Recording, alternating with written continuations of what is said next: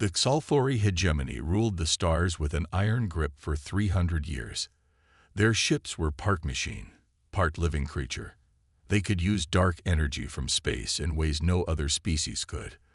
This made them almost impossible to defeat. Every world they found had two choices: give the Xalfori what they wanted or be destroyed. Most chose to give up without a fight. The Xalfori demanded resources, technology, and people to use as slaves.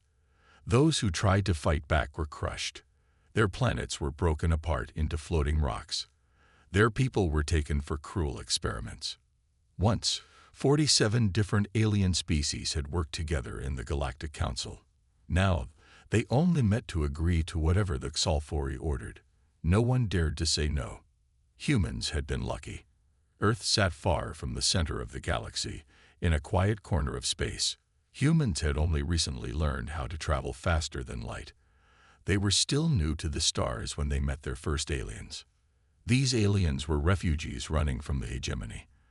They told terrible stories about what the Xalfori did to worlds that refused to bow down. Captain Ilara Chen was the first human to hear these stories. She was a tall woman with sharp eyes and a calm voice. She commanded Earth's third deep space vessel, the Explorer. When she met the refugees, she listened carefully to every word. They harvest worlds. An alien named Trell told her. His skin was blue, and his 4 eyes blinked nervously as he spoke. They take what they want and leave just enough people alive to rebuild for the next harvest. Chen took the refugees back to Earth. She showed the Earth government the videos and data the aliens had brought. The government leaders watched in silence as planets burned, and people screamed. "How long do we have?" asked President Santos, her face pale. "The refugees think the Xalfori scout ships detected our communications about 5 years ago," Chen replied. "They move methodically. They'll come to demand tribute in about 5 more years." The room fell silent. 5 years. 5 years to prepare for an enemy that no one had ever defeated. "What do the council races suggest we do?" another leader asked. Chen's mouth tightened. "They suggest we prepare our surrender terms. They say if we give the Xalfori what they want without resistance, they might only take a small percentage of our population." President Santos stood up. She was a small woman, but her voice was strong. "Surrender is not an option." "With respect, Madam President," said General Wu, "you haven't seen what their ships can do. We have nothing that can fight them." "Then we'll build something," Santos said. She looked at each person in the room. "Humanity has never bowed to tyrants before. We will not start now." No one spoke against her. Earth had 5 years to prepare. 5 years to do what no species had done in 3 centuries. 5 years to find a way to fight back. The alien refugees from the Council were shocked when Earth's leaders refused to prepare surrender terms. They had never seen such a response before. "You don't understand," said Ambassador Trell, his blue skin turning almost gray with fear. "The Xalfori cannot be defeated. They have destroyed civilizations far more advanced than yours." President Santos nodded. "We understand the risk. But humans have a long history of fighting against impossible odds." 3 weeks after Captain Chen's return, Earth's united government launched Project Thunderchild. Its mission: to build humanity's first true warship, not an exploration vessel with weapons added as an afterthought, but a ship designed from the ground up for one purpose: to fight the Xalfori. Admiral Konstantin Volkov was chosen to lead the project. He was a battle-hardened commander with gray at his temples and a scar running down his left cheek. Before space travel, he had commanded naval ships on Earth's oceans. He knew how to fight when outgunned and outnumbered. The Council races built their ships for speed and trade. Volkov told his design team during their first meeting. "But humans have always designed with war in mind. We must use that perspective to our advantage." The shipyards around Jupiter worked day and night for 3 years. The ship they built was unlike anything seen before. The aliens called their ships by poetic names like Eternal Whisper and Starlight Dancer. Humans named their ship the HSS Nemesis after the ancient goddess of revenge. The Nemesis wasn't beautiful.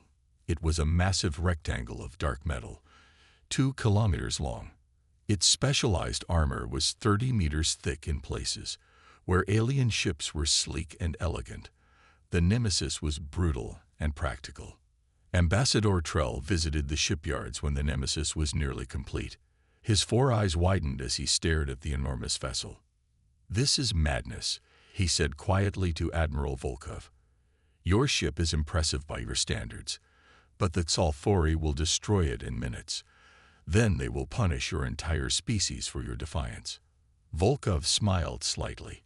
He was watching a crew install the main cannon, a weapon that ran almost the entire length of the ship. It drew power directly from an artificial black hole at the ship's core. "Perhaps they will destroy us," Volkov admitted. "But before they do, we'll make them bleed." The crew of the Nemesis was chosen carefully. Earth's best military officers and top scientists.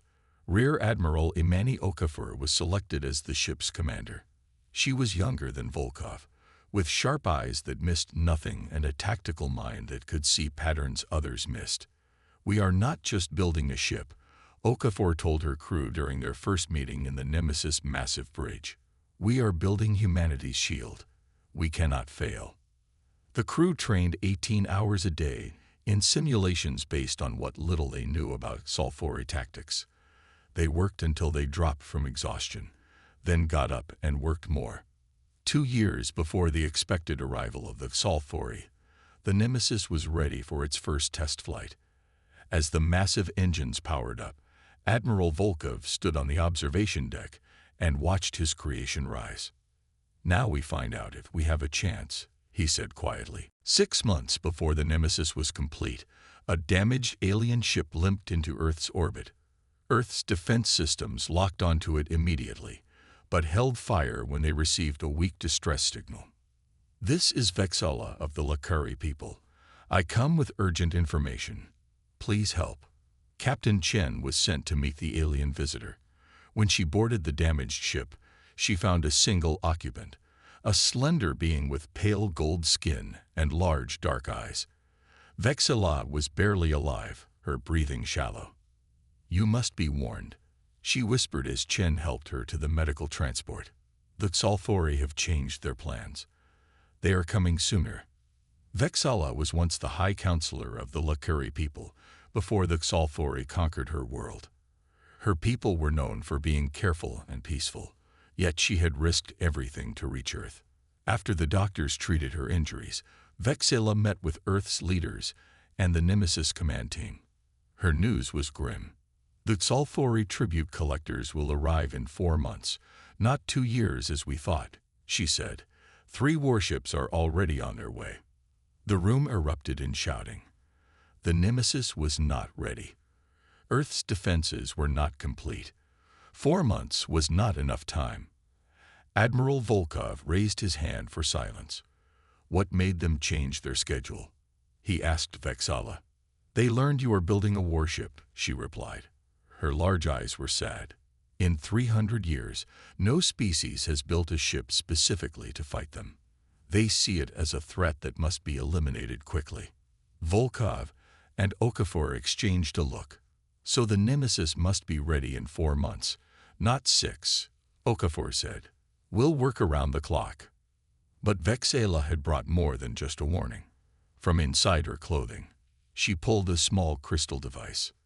"This contains everything my people have learned about Scifi ships over 50 years of secret study," she said.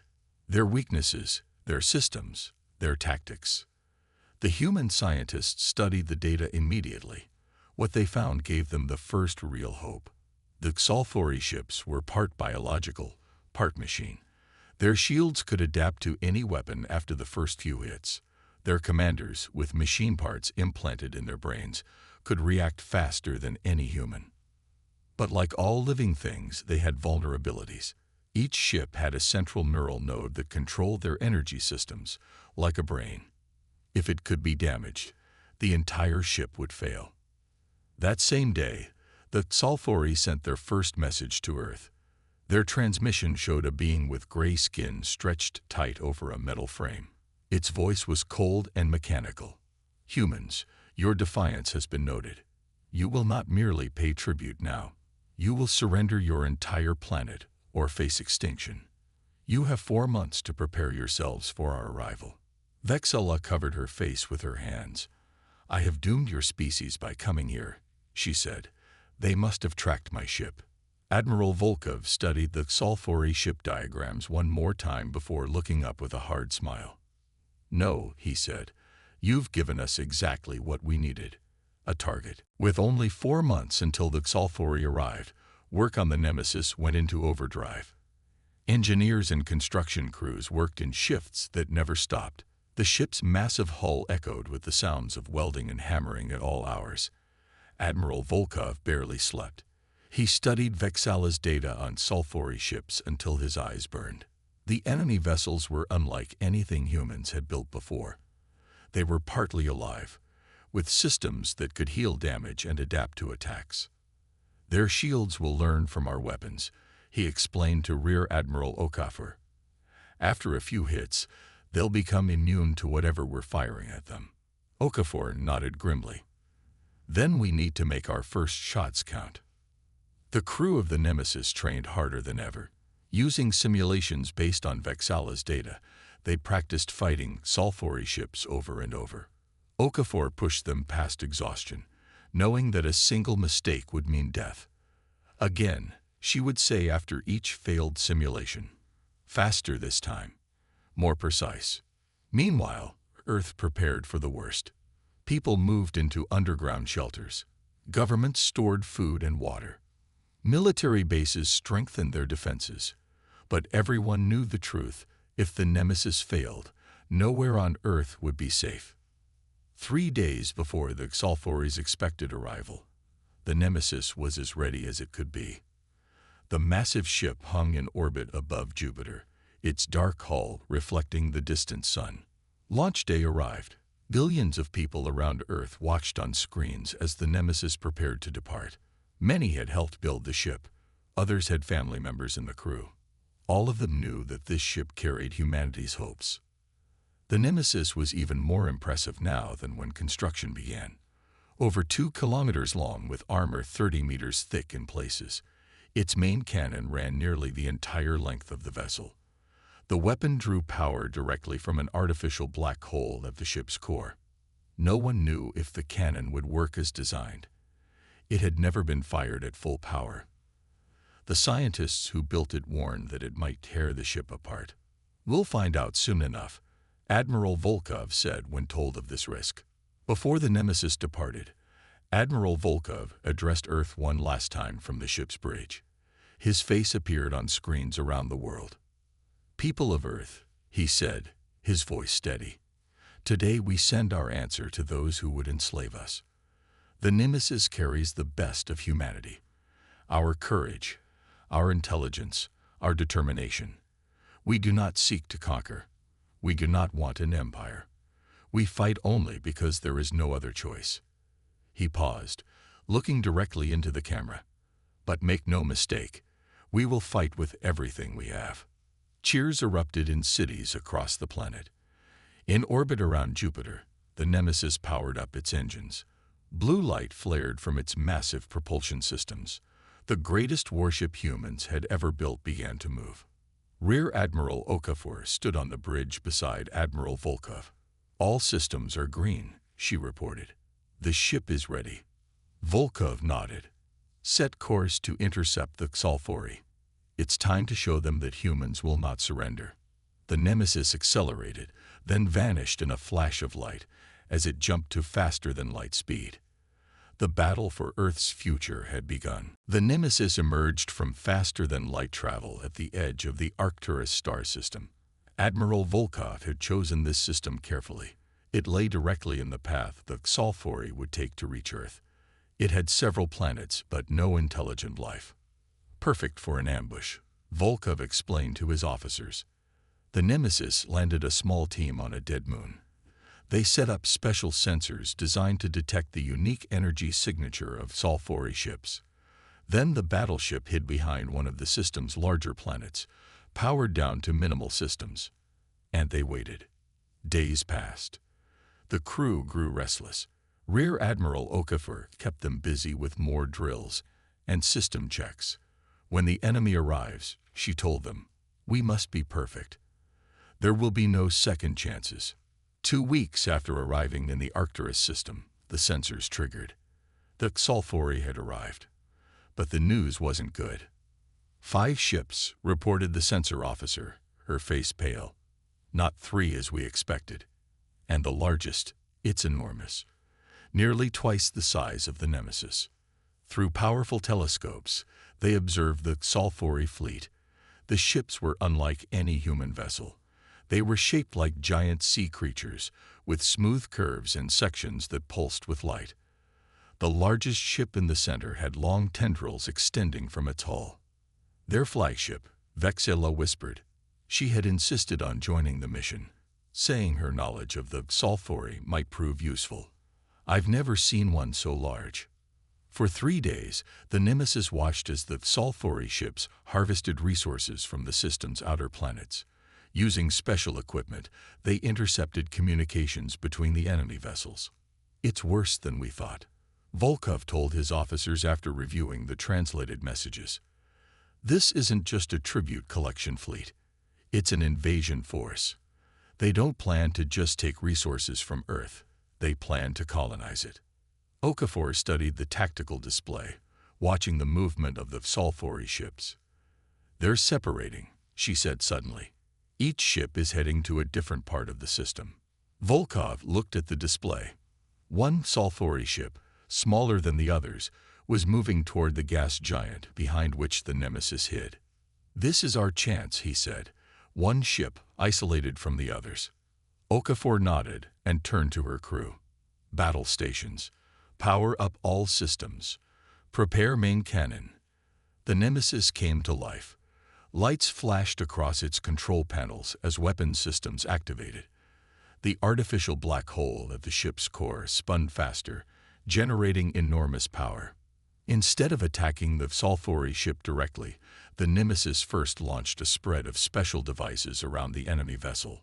When these activated, they created gravity distortions that cut off the Scifi ship from its power source in subspace.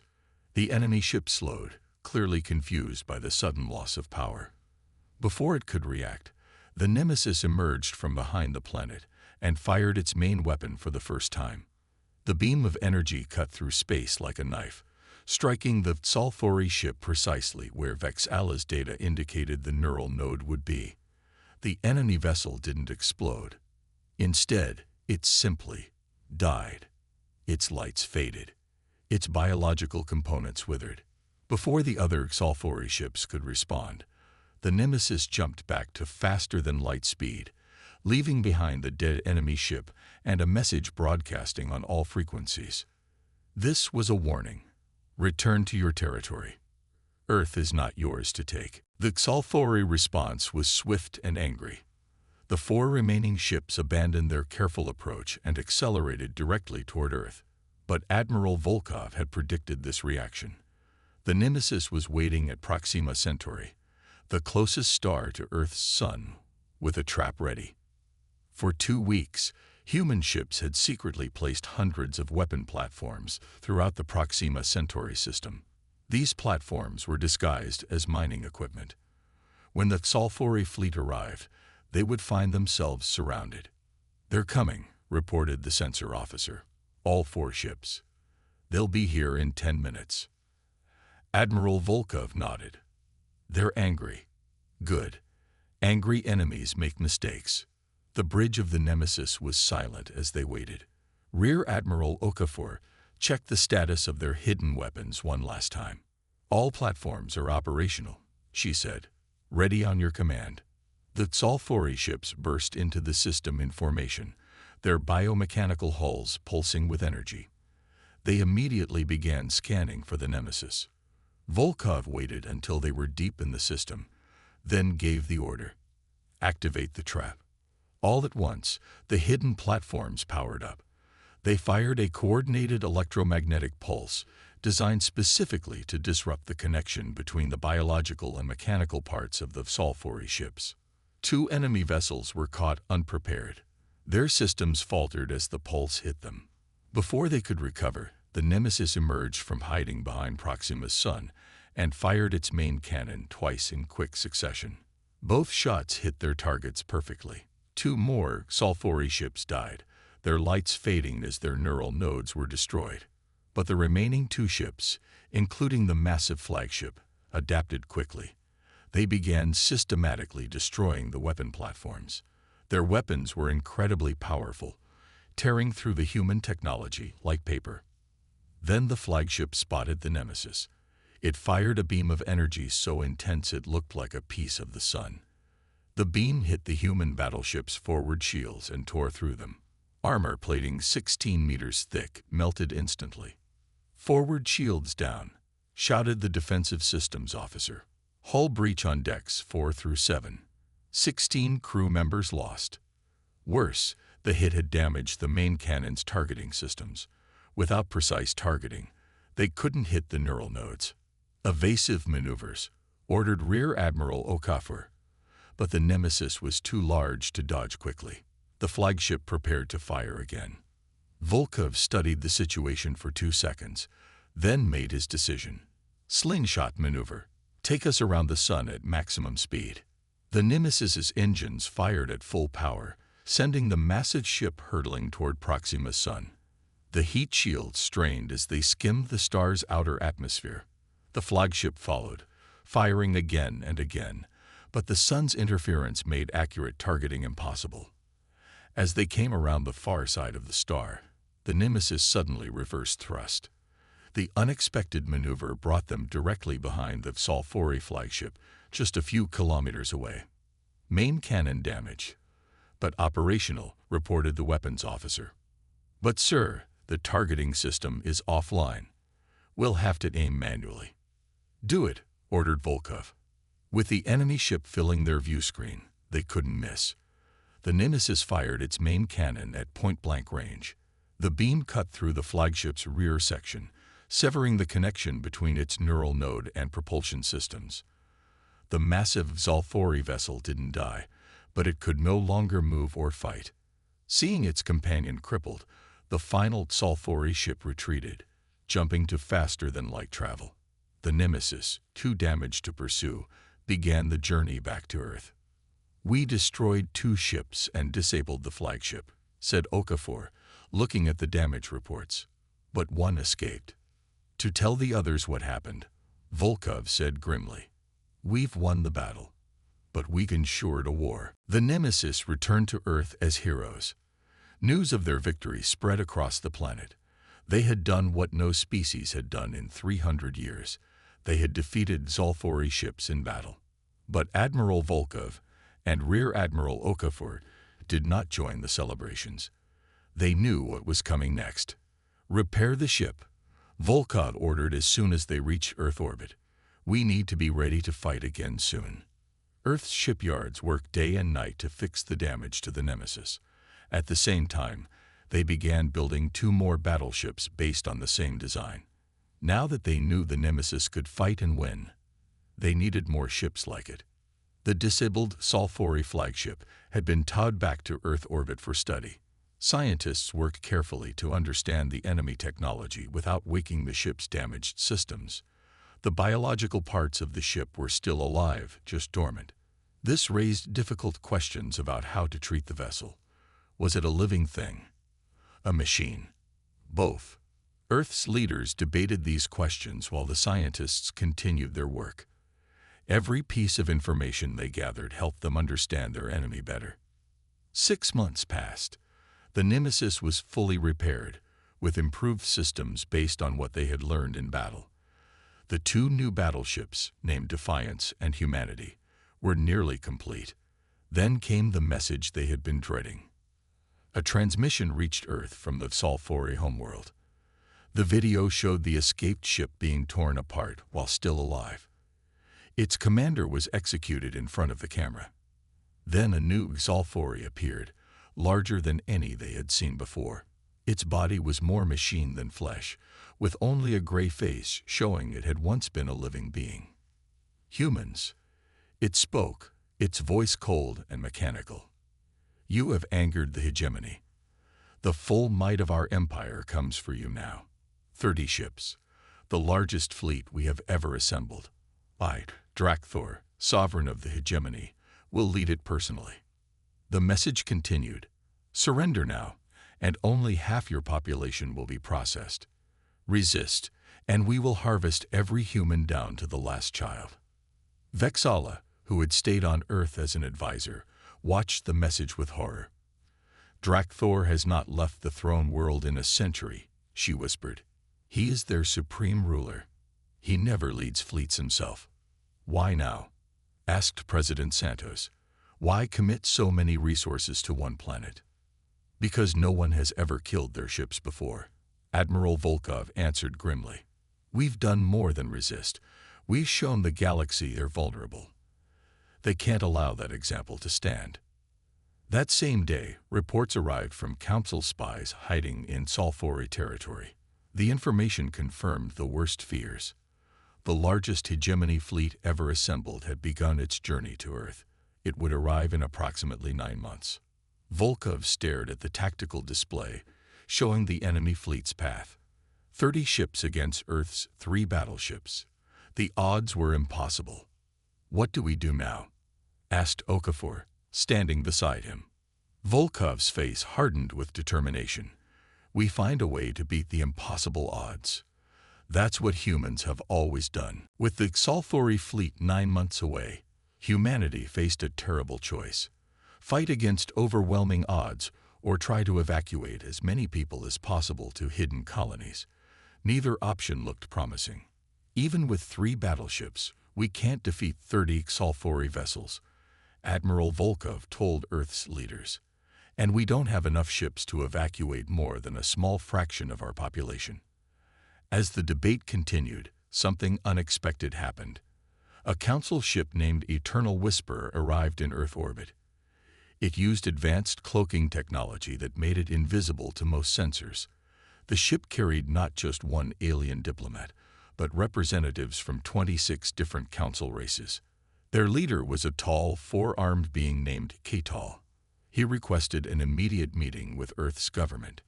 We have watched what you have done, Katal said when they gathered. For 3 centuries, no one has successfully fought the Scifi. But humans not only fought, you won battles against them.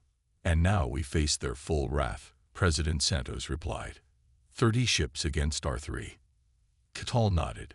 Yes, the hegemony cannot allow your example to spread. Your resistance has given hope to many who had none. He leaned forward, his voice dropping lower. But you are not alone anymore. The council representatives explained that for decades, many conquered worlds had been secretly preparing for a chance to fight back. They had hidden resources, stolen technology, and built secret networks.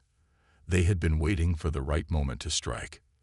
Your success against the Scifi has become a symbol, said a small, reptilian alien from a world called Draz. It shows that they can be defeated. We want to help defend Earth, not just to save humans, but because this might be our only chance to break the hegemony's control. Over the next week, the details emerge. The council races couldn't provide warships. The Scifi had destroyed most of their military vessels long ago. But they could offer advanced technology. Better shields from the Andari, biological countermeasures from the Lakari, improved energy weapons from the Vreen. Most importantly, they could send technical experts to work with human engineers. Together, they began creating hybrid technologies that neither humans nor council races could have developed alone. With this help, Earth completed 3 more battleships: the Defiance, the Humanity, and the Terra Nova. Unlike the Nemesis, these ships incorporated alien technologies alongside human designs. They also built dozens of smaller, faster ships for support. Admiral Volkov addressed the newly formed alliance at a ceremony marking the completion of the fleet. We face an enemy that has never known defeat, he said, looking at the mix of human and alien faces. They command resources we cannot match. But they fight only to protect their power. We fight for our very existence." He paused, his voice growing stronger. "And that makes all the difference." As the crowd cheered, Vexala approached Volkov quietly. "Do you really believe we can win?" she asked. "I believe we can fight," he answered. "Sometimes that's enough to change everything." 8 months later, the sensors around Saturn triggered alarms throughout the solar system. The Scifi fleet had arrived. As predicted, 30 massive ships emerged from faster-than-light travel near Saturn. They formed a crescent shape, the battle formation that had broken so many civilizations before. At the center was the Sovereign's vessel, twice as large as any Scifi ship ever seen. The Alliance fleet waited in Earth orbit, 4 human battleships, and over 100 smaller vessels built by humans and aliens working together. Orbital defense platforms, salvaged from a dozen worlds, created a protective ring around the planet. Admiral Volkov commanded from the Nemesis, which now bore the scars of its earlier battles like badges of honor. Rear Admiral Okafor led the Defiance. The humanity was under Captain Chen's command, while the Terra Nova was led by Kital himself. The Scifi transmitted their final message. "This is your last chance. Surrender now and accept biological processing of 50% of Earth's population, or face total extinction." Earth's response came not in words but in action.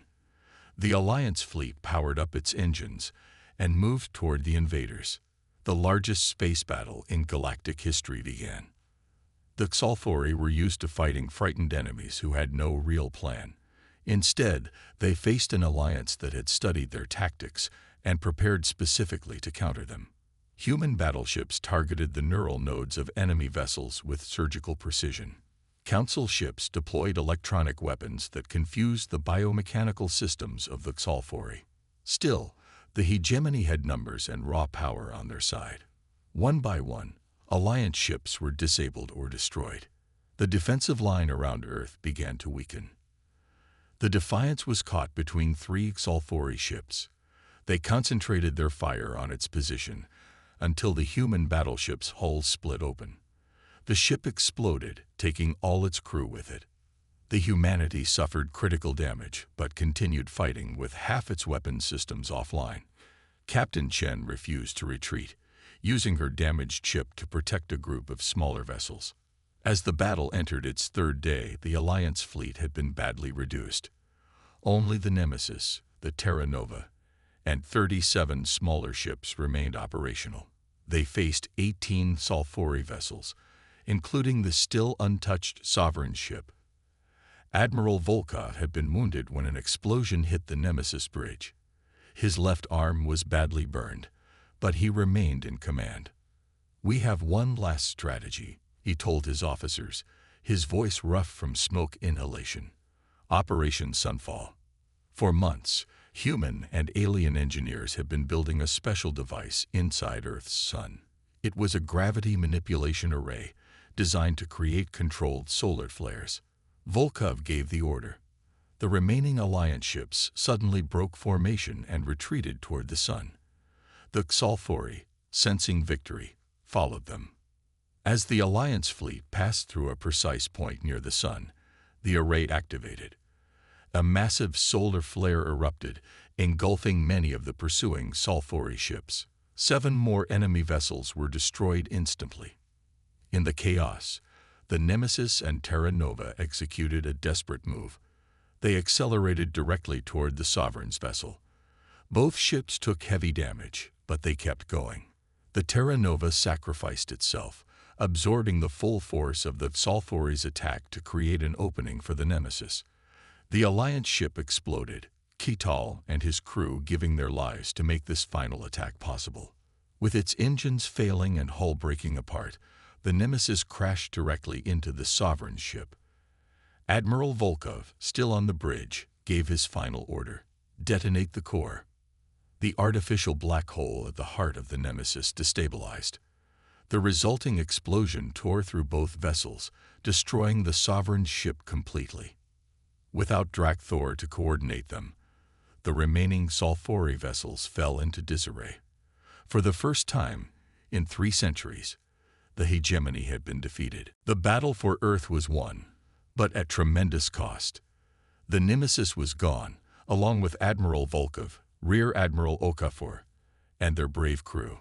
The Defiance and Terra Nova were also lost. Only the damaged humanity survived among the human battleships. Earth itself had suffered greatly. Sulfuri weapons had broken through the defenses in several places, striking cities and military bases. Millions of people had died. But humanity had survived, and for the first time in 3 centuries, the hegemony had been truly defeated. The surviving Sulfuri ships, leaderless and damaged, retreated from Earth's solar system. As news spread throughout the galaxy, something remarkable happened. On dozens of worlds that had been under sulfuric control, people began to rise up. The Council, meeting openly for the first time in generations, declared that the hegemony's rule was over. 6 months after the battle, representatives from 43 different species gathered in Geneva, Earth, to form a new organization. It would not just be for defense, but for cooperation in science, trade, and exploration. Humanity, once considered primitive by galactic standards, was now respected and admired. Vexella of the Lacari was chosen as the first High Commissioner of this new alliance. At the ceremony, she stood before the gathered representatives and spoke. 300 years of hegemony rule taught the galaxy to kneel, she said. In just 3 years, humanity taught us to stand again. They did not seek to conquer. They did not want an empire. They fought because there was no other choice. And in doing so, they freed not just themselves, but all of us. In Earth orbit, construction began on a new class of ships. Unlike the grim, battle-ready design of the Nemesis, these vessels were beautiful. They incorporated art and design elements from dozens of cultures. Their mission was not war, but exploration and keeping peace. Yet they still carried the name that had become famous throughout the galaxy, Battleship Class, because even in peace, the Alliance remembered what humanity had taught them. Freedom is worth fighting for. Captain Chen, now Admiral Chen, was given command of the first of these new vessels, the HSS Volkov. On the day it launched, she addressed her mixed crew of humans and aliens. "We carry the legacy of those who sacrificed everything," she said. "They gave their lives not just for their own world, but for all worlds that value freedom. Our mission now is to ensure their sacrifice was not in waste." The Volkov's engines glowed blue as it left Earth orbit, heading for the stars. For the first time in centuries, ships could travel without fear of sulfuri tribute collectors. Far beyond Alliance space, the remnants of the hegemony gathered to rebuild. They had lost their sovereign and many of their best ships, but more importantly, they had lost the fear that had kept the galaxy under their control for so long. For the first time in their long history of conquest, the Sulfuri felt something new guiding their actions: fear of humanity. And as long as the Alliance stood together, with human determination at its core, that fear would keep the peace across the stars.